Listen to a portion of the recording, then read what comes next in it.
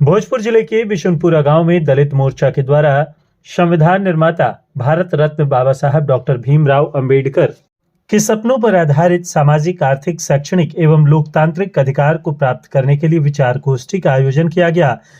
जिस विचार गोष्ठी को संबोधित करते हुए दलित मोर्चा के अध्यक्ष गोरखनाथ अकेला ने कहा कि 77 वर्ष आजादी के बाद भी आर्थिक, सामाजिक, शैक्षणिक अधिकार लोगों को नहीं मिल रहा है और इसका मुख्य कारण है लोकतंत्र की हत्या, क्योंकि सरकार निरंकुश हो गई है। उसको वोट से डर नहीं है, क्योंकि ईवीएम का दुरुपयोग करके वोट चोरी हो रहा है और सरकारें बन रही हैं, जो बहुत ही चिंता का विषय है। महिला विंग की अध्यक्ष सुनैना कुमारी ने महिलाओं पर हो रहे अत्याचार के खिलाफ गोलबंद होने का आह्वान किया। गोष्ठी को संबोधित करने वालों में प्रवक्ता ललन प्रसाद नट, संरक्षक दिलीप प्रसाद, आशा देवी, सुनीता देवी, रामनाथ राम, बचलाल पाल, रमेश प्रसाद, हरगोविंद राम, दिनेश कुमार, हरकिशुन राम, भिखारी राम ने गोष्ठी को संबोधित किया। देखिए, मैं सबसे पहले पूरे आम आवाम को नमस्कार करता हूं। खास करके आज बिशुनपुरा गांव में हम लोग दलित मोर्चा के बैनर तले विचार गोष्ठी अभी कर रहे हैं और बहुत यहाँ पर संख्या में लोग यहाँ पर जुटे थे। और कहने का मतलब हम लोग का मेन उद्देश्य यही है कि बाबा साहेब भीमराव अंबेडकर ने जो संविधान की संरचना किया, आज़ादी के बाद उनका जो सोच था वो कितना पूरा हुआ और नहीं पूरा हुआ तो क्यों नहीं हुआ, यही हम लोग गांव गांव में जा कर के तमाम लोगों को हम लोग जगाने का प्रयास कर रहे हैं, इनके विचार को फैलाने का प्रयास कर रहे हैं। जैसा कि मालूम होना चाहिए कि 14 अप्रैल 1891 को इनका जन्म जो है जो यहाँ पर मध्य प्रदेश के इंदौर शहर में और मऊ में हुआ था। और इनके माँ का नाम भीमाबाई, पिता का नाम रामजी सकपाल था। और ये 32 डिग्री इनके पास थी, 12 भाषा के ज्ञाता थे। ये अमेरिका के राष्ट्रपति ने इनको सिंबल ऑफ नॉलेज के उपाधि दिया। वहाँ कोलंबिया यूनिवर्सिटी के गेट पर इनका भव्य प्रतिमा भी लगा हुआ है। और एक उपलब्धि ये भी है कि पूरे दुनिया का जितना भी देश है वो सभी देशों से सबसे बड़ा संविधान की संरचना करने का इनको ऐतिहासिक सफलता हासिल हुआ। ये हमारे लिए बहुत गर्व की, पूरे हमारे समाज के लिए गर्व की बात है, क्योंकि हम जिस समाज से आते हैं, जिस वर्ग से आते हैं, उसी दलित वर्ग में ये इनका जन्म हुआ था। और जिस समय जन्म हुआ था उस समय छुआछूत चरम सीमा पर थी, पढ़ने लिखने पर जो है प्रतिबंध था और विषम परिस्थिति में इन्होंने रात दिन मेहनत करके और पढ़ने का काम किया। और इतना इनमें दूरदर्शी सोच और विद्वता इनमें थी कि यहाँ के तमाम जो आजादी के बाद लोग जो जितना राजनेता थे, इस संविधान को बनाने के लिए इनको ही संविधान सभा का चेयरमैन बनाया गया। और खास करके जो बाबा साहेब का सोच था कि मैंने एक समता, हाँ जी, 77 साल आजादी के हो गए, क्या कमी मानते हैं कि आखिर दलितों का उत्थान नहीं हो पाया? देखिए, सबसे पहले तो मैं कहना चाहूंगा कि बाबा साहेब का जो नारा था, एजुकेटेड यूनाइटेड स्ट्रगल, शिक्षित बनो, संगठित और संघर्ष करो, ये कहने का मतलब शिक्षित जो है सबसे मेन है। और कहते थे बाबा साहेब कि शिक्षा एक ऐसा शेरनी का दूध है जो पिएगा दहाड़ेगा। तो जब तक हमारा समाज शिक्षित नहीं बनेगा, हम अपने अधिकार को नहीं जान पाएंगे, आगे नहीं बढ़ पाएंगे। तो सबसे पहले हम चाहेंगे कि पूरा आम आवाम, तमाम लोग के बच्चे ये शिक्षा को अध्ययन करें बाबा साहेब का जैसा था।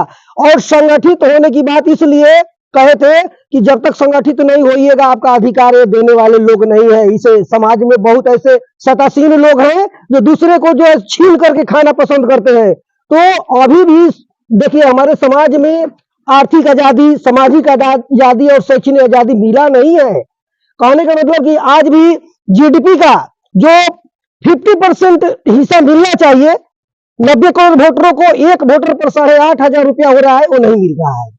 बालू, पानी, सोना, चांदी, कोयला, अबरख, पहाड़, जंगल, धरती प्रकृति ने निःशुल्क दिया है और वो बेच करके सरकार के पास जो जाता है वो जीडीपी, ग्रोस डोमेस्टिक प्रोडक्ट का हिस्सा पूरे 90 करोड़ वोटरों को मिलना चाहिए। ये हम लोग का मांग है, तब जाकर आर्थिक आजादी मिलेगी। और सामाजिक आजादी की जहां तक बात है, हम लोग आज भी छुआछूत हो रहा है। जाति के आधार पर भेदभाव बंद होना चाहिए, क्योंकि हम लोग इंसान है, मानव है। और जो है हम लोग वैज्ञानिक शिक्षा पर ज्यादा जोर दे रहे हैं। हम लोग बता रहे हैं कि बच्चों को पढ़ाइए और आप किसी धर्म को मानिए, लेकिन अंधविश्वासी बन करके मत मानिए। आप जो है वैज्ञानिक सोच पर आधारित जो है कहने का मतलब है कि अपने बच्चों का निर्माण कीजिए, क्योंकि टेक्नोलॉजी से ही सब कुछ होगा। यही मेरा कहना है। मेरा नाम है गोरखनाथ अकेला। मैं दलित मोर्चा के अध्यक्ष के रूप में काम करता हूँ। जय हिंद। इसका आज 11 तारीख है,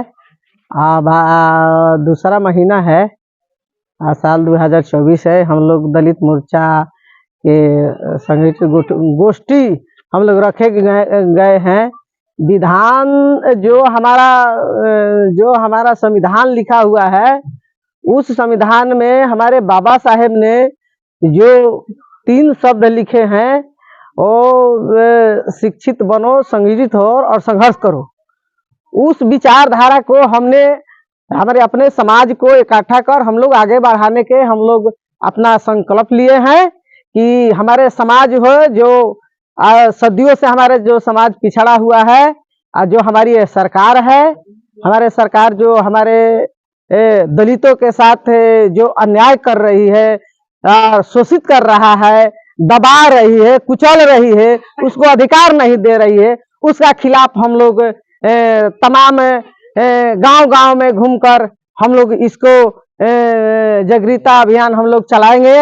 और आह्वान करते हैं इस मंच के दलित मोर्चा के माध्यम से कि तमाम हमारे जो बहनों पर अत्याचार हो रही है, उसको महिला लोग अपना डरो मत, एकजुट होकर इसको संगठित होकर और सरकार को विरोध करे, ताकि मान प्रतिष्ठा हमारे बचे। और इकट्ठा संगठित नहीं होगी तो हमारा मान प्रतिष्ठा नहीं बचेगी।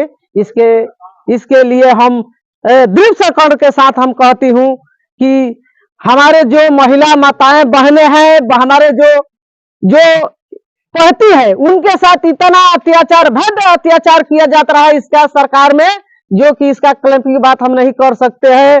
बहुत शर्मिंदा की बात है। उस बिंदु को लेकर हम पूरे देश में इसका लागू करने के लिए, एक साथ चलने के लिए, विरोध करने के लिए ये हमारा जो दलित मोर्चा समाज है ये बना हुआ है। इसको जय हिंद। नाम बताइए अपना। मेरा नाम है सुनैना कुमारी। मैं ग्राम बिशनपुरा के रहने वाली हूँ, और मैं इस मंच से हम आह्वान करती हूँ